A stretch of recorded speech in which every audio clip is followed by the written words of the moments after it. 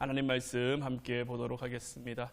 오늘 우리가 함께 볼 하나님 말씀은 히브리서 10장 23절부터 25절까지 말씀입니다. 히브리서 10장 23절부터 25절까지 말씀, 우리 다 같이 한 목소리로 말씀 함께 보도록 하겠습니다. 또 약속하신 이는 미쁘시니 우리가 믿는 도리의 소망을 움직이지 말며 굳게 잡고 서로 돌아보아 사랑과 선행을 격려하며 모하기를 패하는 어떤 사람들의 습관과 같이 하지 말고 오직 권하여 그날이 가까움을 볼수록 더욱 그리하자. 아멘. 우리가 하나님이 주시는 특별한 은혜라는 주제로 신년 특별 기도회를 진행하고 있죠. 하나님이 주시는 특별한 은혜, 우리가 어떻게 해야 누리며 살아갈 수 있겠습니까? 첫 번째 시간에는 우리가 어떻게 살아갈 것인가 라는 제목을 가지고 예수님의 십자가 사랑에 붙들려야 하고 본질에 집중해야 된다라고 말씀을 나눴죠. 여러분들 다 기억하시죠? 월요일날 했는데 벌써 기억 못하시면 다시 어떻게 살아갈 것인가 두 번째 시간 반복하고 이번 기도회가 끝나야 되는데 월요일 했던 거 여러분들이 다 기억하고 있으시리라고 생각을 합니다. 두 번째 시간에는 말씀이 우리를 살린다라는 제목 가지고 행함을 따르는 믿음으로 우리의 삶이 전환되어야 하고 생각만 가지고는 안 된다라고 말씀드렸고, 우리가 행하되 말씀에 기초해서, 왜 말씀에 기초해야 됩니까? 말씀에 기초하지 않으면 훗날 우리가 주님 앞에 섰을 때 내가 너희들을 도무지 알지 못한다라는 그 주님의 책망을 우리가 들을 수 있기에 우리는 철저히 말씀에 의지하며 우리의 삶 가운데 하나님이 주신 뜻을 행하며 살아가야 하는 거죠. 오늘 이 시간에는 이제 모이기를 힘쓰는 교회라는 제목 가지고 우리가 함께 은혜 나누기를 원하는데, 지난 이틀간의 말씀은 우리 개개인을 향한 하나님의 말씀이라고 보시면 돼요. 내가 이렇게 살아야, 그러니까 이번 기도회를 통해서 저와 여러분들은 지금 하나님이 주실 그 특별한 은혜를 향해 우리의 방향을 정하는 거예요. 이스라엘 백성들이 가나안이라는 그 목적지의 방향을 두고 그 땅을 향해 하나님의 인도하심을 따라 나아갔던 것처럼 우리도 올 한 해 우리의 삶이 하나님이 주시는 그 특별한 은혜로 채워질 수 있도록, 그 하나님이 주실 특별한 은혜로 충만할 수 있도록 그 은혜의 방향을 두고 그 은혜의 목적을 두고 우리의 삶을 맞춰가는데, 먼저 우리가 지난 2시간을 통해서는 우리 개개인이 어떤 삶을 살아야 할 것인가, 우리는 십자가 사랑에 붙들리는 삶을 살아야 하고요, 하나님이 우리를 이 땅에 보내신 그 본질에 집중하는 삶을 살아야 하는 것이고요, 그 본질에 집중하는 삶을 살되 행함이 따르는 믿음으로 말씀에 기초한 그 행함으로 우리의 삶을, 여러분 한 사람 한 사람의 삶을 맞춰가야 되는 거예요. 그럼 오늘 우리가 함께 나누기 원하는 그 말씀은 이제 어떤 방향이냐, 이제 이렇게 하나님의 뜻에 맞춰진 우리 개인들이 모인 이제 공동체를 향해 가는 곳, 우리 가정 공동체를 향해서, 우리 교회 공동체를 향해서 우리가 어떤 모습으로 나아가야 하고 어떤 모습으로 살아가야 할 것인가, 그 공동체를 향한 하나님의 뜻하심을 우리가 함께 나누기를 원하는데, 오늘도 두 가지를 여러분들과 함께 나눴으면 좋겠어요.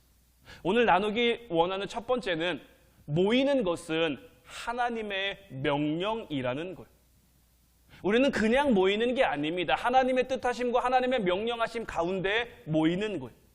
오늘 우리가 함께 봤던 본문 말씀을 다시 보면, 또 약속하신 이는 미쁘시니 우리가 믿는 도리의 소망을 움직이지 말며 굳게 잡고 서로 돌아보아 사랑과 선행을 격려하며 모이기를 패하는 어떤 사람들의 습관과 같이 하지 말고 오직 권하여 그날이 가까움을 볼수록 더욱 그리하자. 주님은 우리를 향해서 모이라고 명령하셨어요. 아주 간단합니다. 아주 심플해요. 주님이 모이기에 힘쓰라고 우리에게 명령하셨기 때문에 우리는 그 주님의 명령에 순종해야 하는 거죠. 이 히브리서 10장의 말씀은요, 교회를 향한 핍박이 굉장히 극심하던 시대를 배경으로 하고 있는 말씀이에요. 그러다 보니까 모이는 것이 위축될 수밖에 없었죠. 그런 위축이 계속 진행되다 보니까 그들의 삶 가운데 모이지 않는 것, 모이기를 기피하는 것이 그들의 습관처럼 되어버린 거예요. 그러다 보니까 그들 안에 어떤 마음이 생겼냐면, 이런 상황인데 우리가 굳이 모여야 할까? 이렇게 모이는 것이 무슨 의미가 있나? 이런 분위기가 그들 가운데 형성이 된 거예요.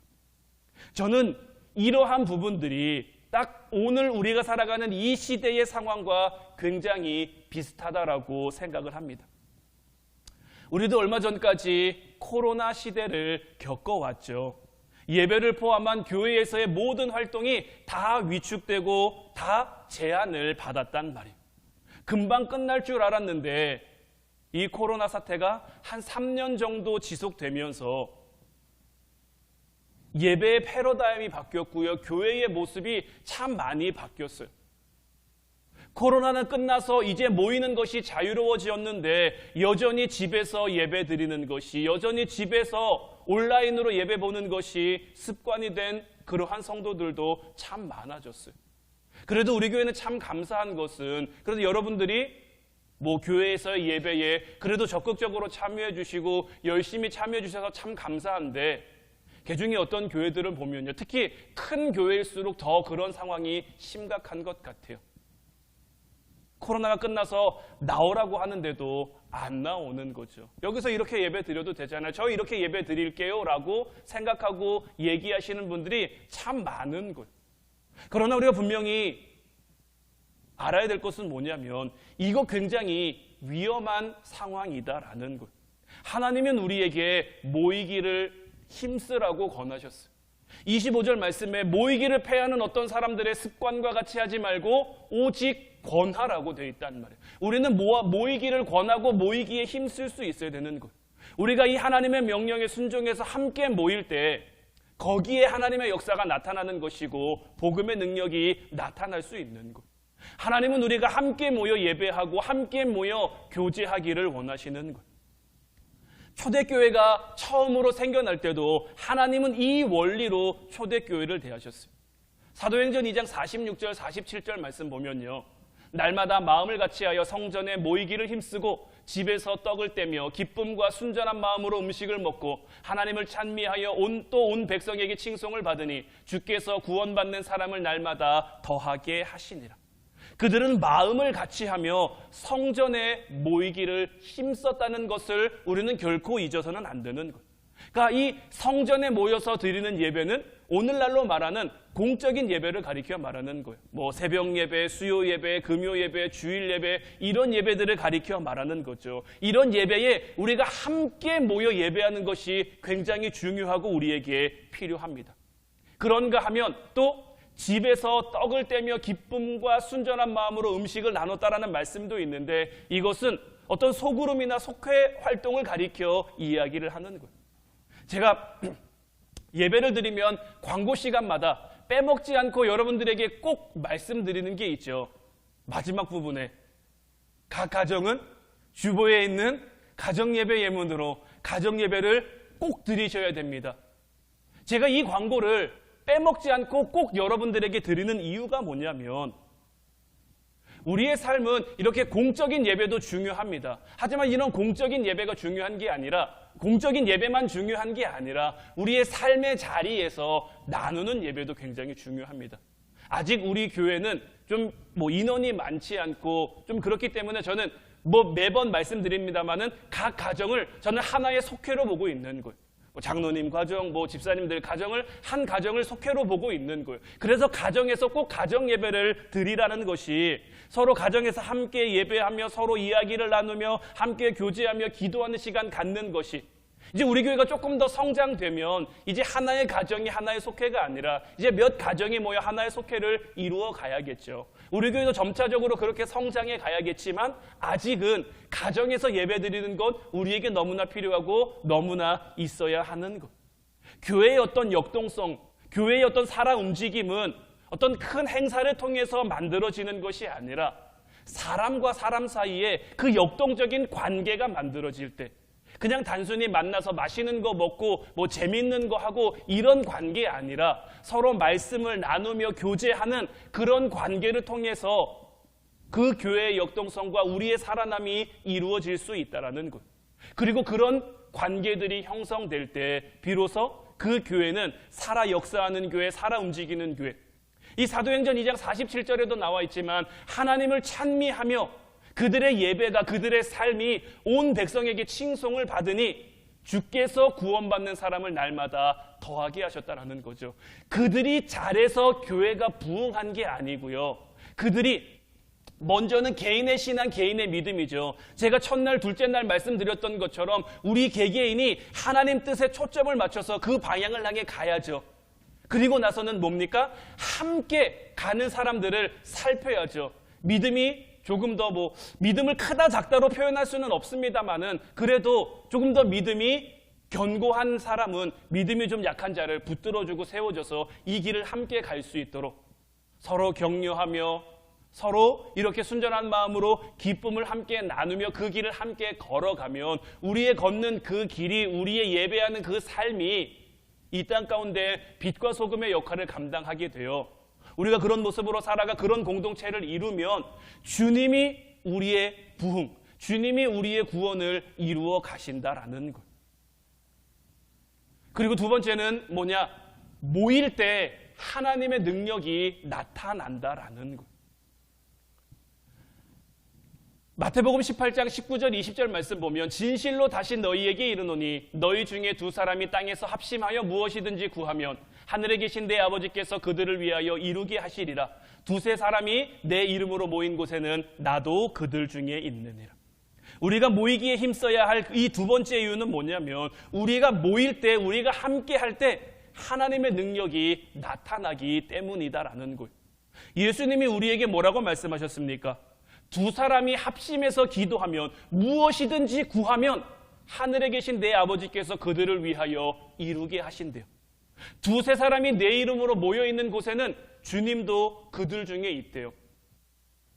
이 말씀을 통해 우리가 분명히 확신할 수 있는 것은 뭡니까? 우리가 모인 이곳에 주님 함께 하신다라는 거예요. 우리가 주님의 이름으로 모여있기에 주님 이 자리에 함께 하시며 우리의 삶을, 우리의 가정을, 우리의 교회를 돌보시며 우리가 구하는 것, 우리가 바라는 것, 우리가 기도하는 것을 하늘에 계신 그 하나님께서 우리를 위해 이루실 수 있도록 주님께서 우리를 위해 기도하신다라는 거죠. 물론 홀로 묵상하고 홀로 기도하는 시간도 우리에게 중요하고 필요합니다. 하지만 우리가 함께 모여야 할 때도 있는 것. 그래서 제가 여러분들에게 한 주간의 삶을 통해 매일 말씀을 묵상하라고 하는 것은 이건 혼자 하는 겁니다. 혼자 하는 게 중요해요. 여러 사람이서 같이 할 수도 있지만 아침에 특별히 시간을 정한다면 아침 시간에 조용히 혼자 말씀을 묵상하면서 나 자신은 하나님이 주신 그 말씀에 비춰보는 거죠. 그리고 그 말씀 붙잡고 기도하면서 하나님, 나를 통해 이 말씀이 이루어질 수 있도록 오늘 하루 내 삶의 방향이 온전히 하나님을 향할 수 있도록 내 삶을 다스려 주시옵소서 하고 말씀 묵상하고 그 말씀을 기도하고 나아가는 거고요. 우리 이런 기도회처럼 이런 것들을 함께 모여서 기도해야 되는 거죠. 함께 모여서 우리가 함께 주님의 이름으로 구하고 함께 부르짖고 그렇게 두세 사람이 모여서 주님의 이름으로 모여 함께 기도하면 주님이 약속하신 그 능력이 우리 위에 나타난다라는 것. 초대교회가 태동하는 그 과정에도 모이기를 힘쓸 때 이런 역사가 많이 나타났다라는 것. 초대교회가 세워지기 바로 직전에 그들에게 강한 성령의 역사가 나타난 적이 있는데 사도행전 2장 1절로 4절 말씀을 보면 오순절 날이 이미 이르매 그들이 다 같이 한 곳에 모였더니 호련히 하늘로부터 급하고 강한 바람 같은 소리가 있어 그들이 앉은 온 집에 가득하며 마치 불의 혀처럼 갈라지는 것들이 그들에게 보여 각 사람 위에 하나씩 임하여 있더니 그들이 다 성령의 충만함을 받고 성령이 말하게 하심을 따라 다른 언어들로 말하기를 시작하니라. 언제 성령의 역사가 일어났습니까? 성령 충만의 역사는 이렇게 사모하며 갈망하는 사람들이 함께 모여있는 그 자리에서 시작됐다라는 것을 우리는 잊지 말아야 하는 것. 저는 우리 화운교회가 늘 이렇게 주님을 사모하며 함께 모여 뜨겁게 기도하는 교회가 되기를 소망해요. 우리는 모여야 됩니다. 모이기에 힘써 이런 놀라운 일들이 우리에게 일어날 수 있도록 이런 자리, 이런 기회를 자꾸 만들어 가야 하는 거예요. 함께 모여서 뜨거운 은혜를 갈망하며 우리가 기도할 때 하나님의 약속하신 성령이 위로부터 우리에게 임해 그 성령의 충만하심을 받고 그 성령을 따라 우리가 우리에게 허락된 삶을 살아갈 수 있어야 하는 거예요. 초대교회 오순절날 이렇게 성령이 강하게 임했습니다. 성령이 임하기 전과 성령이 임한 이후의 삶은 완전히 다른 삶이었죠. 성령이 임하기 전에는 이들은 무서워하는 삶이었습니다. 두려워하는 삶이었습니다. 숨어있는 삶이었어요. 그런데 성령이 이들에게 임하자 이들의 삶이 어떻게 달라집니까? 담대한 삶이 되는 거예요. 나가서 복음을 전하는 삶이 되는 거예요. 나가서 교회를 세우는 삶이 되는 거예요.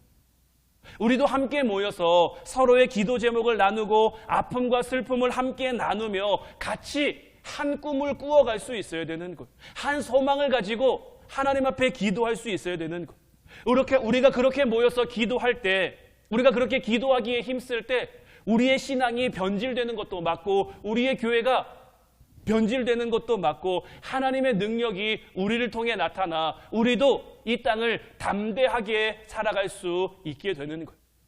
이제 바라기는 정말 끝까지 기도하는, 끝까지 함께 모여 기도하는 저와 여러분들 될 수 있기를 주님의 이름으로 축원해 드립니다. 신약에서뿐만 아니라 구약에서도 마찬가지입니다.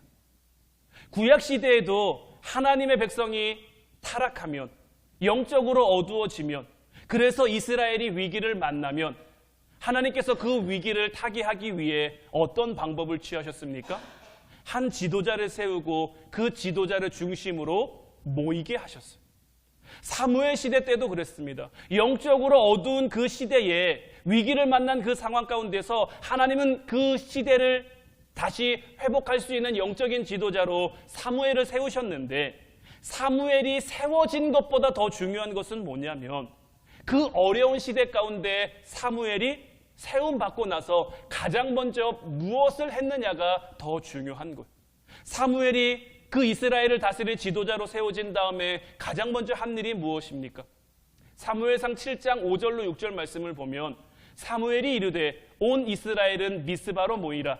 내가 너희를 위하여 여호와께 기도하리라 하매 그들이 미스바에 모여 물을 길어 여호와 앞에 붓고 그날 종일 금식하고 거기에서 이르되 우리가 여호와께 범죄하였나이다 하니라.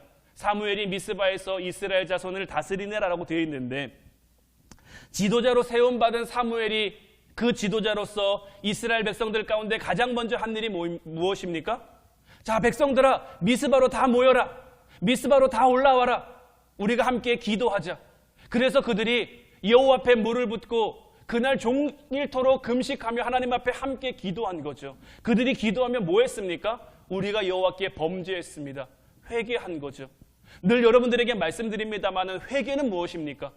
단순히 내 잘못을 하나님 앞에 고하며 하나님 나 잘못했습니다 이렇게 하는 게 회개가 아니라 잘못된 우리의 삶의 방향을 하나님께로 온전히 맞추어 가는 게 회개죠. 이들은 지금까지 잘못된 방향을 향해 살고 있었어요. 우상을 향해 살고 있었고요. 세상을 향해 살고 있었고요. 세상의 힘을 두려워하며 살고 있었단 말이에요. 이들의 초점이 하나님께로 맞춰져 있지 못했어요. 그런데 사무엘을 통해서 하나님은 이들을 한데 모으시고 다시 이들의 방향을 설정하시죠. 어디를 향해 설정하신 겁니까? 하나님을 향해, 하나님 은혜를 향해, 하나님 능력을 향해 이들이 나아올 수 있도록, 이들이 금식하며 회개하며 기도하니 이들 가운데 어떤 역사가 일어납니까?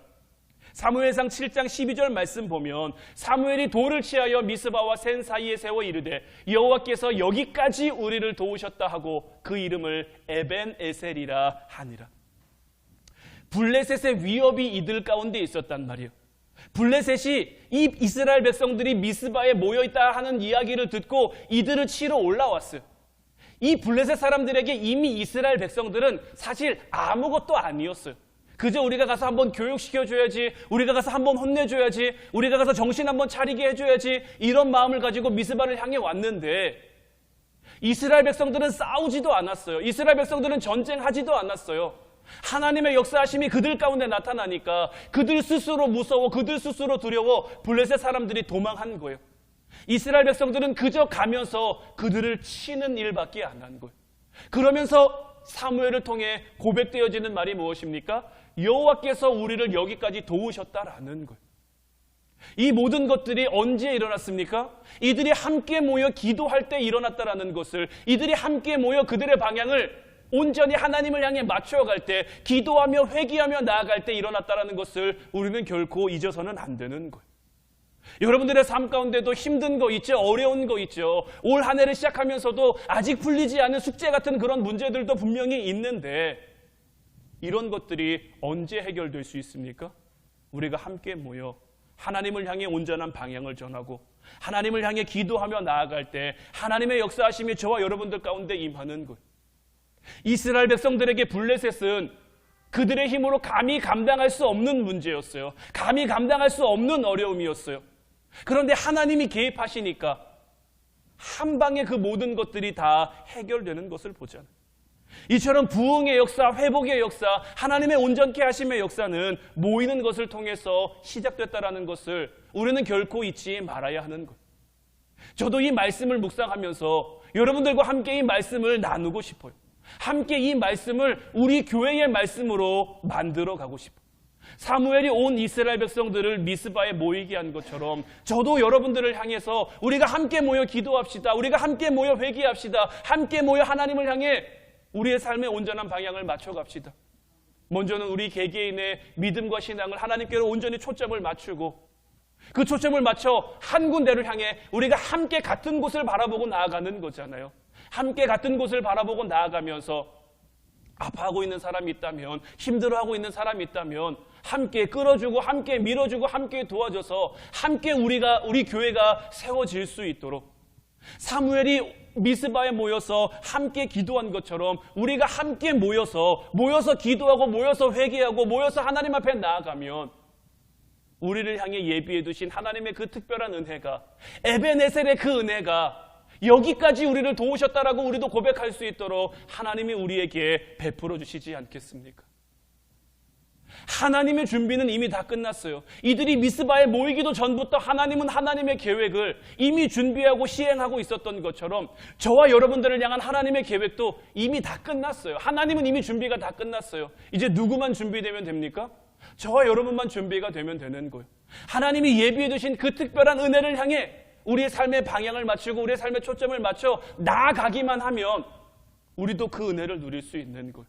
우리도 사무엘처럼 여호와께서 우리를 여기까지 도우셨습니다. 여호와께서 우리 가정을 여기까지 도우셨습니다. 하나님께서 우리 교회를 여기까지 도우셨습니다. 에베네셀의 하나님입니다. 이렇게 고백하며 예배하며 하나님 앞에 영광 돌릴 수 있는 거죠. 우리가 하나님 앞에 모여 함께 회개하고 함께 기도하고 함께 꿈을 꾸며 함께 소망 가운데 나아갈 때 우리 교회의 부흥은 물론이고 우리 가정과 여러분들 한 사람 한 사람의 심령이 모두 회복되어 하나님의 역사가 저희들 가운데 충만히 임하게 될 줄 믿습니다. 이제 그 은혜를 향해 함께 나아가는 저와 여러분들 되시기를 주님의 이름으로 축원해 드립니다. 이제 우리 같이 찬양하고 기도하길 원하는데 오늘 이 시간에는 우리를 사용하소서라는 이 찬양 함께 고백했으면 좋겠어요. 하나님이 누구를 통해 일하셔야겠습니까? 이제 그 하나님 앞에, 우리를 찾으시는 하나님 앞에, 우리를 부르시는 하나님 앞에, 하나님 내가 여기 있습니다. 하나님 나를 사용하여 주십시오. 하나님 나를 써주십시오. 물론 나 한 사람은 약하고 부족하지만 나의 약함과 부족함이 하나님 일하심의 문제가 되는 게 아니라 하나님이 하시고자 하면 나를 통해서 얼마든지 우리 가정이 회복되게 하실 줄 믿습니다. 우리 교회가 회복되게 하실 줄 믿습니다. 내 삶의 자리가 하나님의 나라로 세워지게 하실 줄 믿습니다. 이제 내가 믿음으로 나아가겠습니다. 하나님이 주신 말씀 붙들고 그 말씀을 행하며 내게 맡겨진 그 삶의 자리를 살아가겠습니다. 우리가 찬양하며 기도하며 하나님 앞에 나아갈 때 하나님의 그 놀라운 역사가 저희들 가운데 일어나 그 역사의 주인공, 그 기적의 주인공이 저와 여러분들이 될 줄로 믿습니다. 우리 찬양하고 같이 기도하도록 하겠습니다.